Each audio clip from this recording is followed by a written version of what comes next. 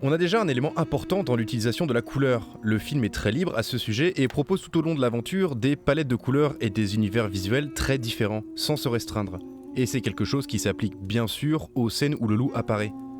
Évidemment, on a des scènes aux couleurs sombres, ternes. On a des teintes grises, marron, violacées, souvent dans des espaces peu éclairés, soit par des faibles lumières, comme des bougies, soit par la lumière pâle de la lune ou des éclairs.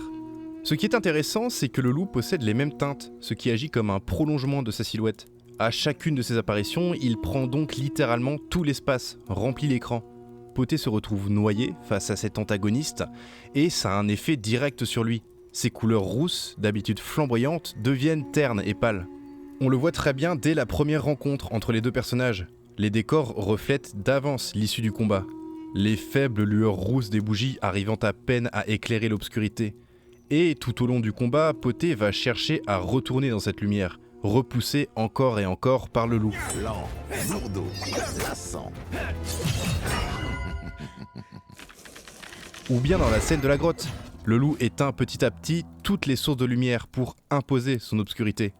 Et bien sûr, on voit à 2 reprises le décor se teindre en rouge, dans de très belles scènes en bichromie, pour rendre encore plus visuelle et marquante la menace.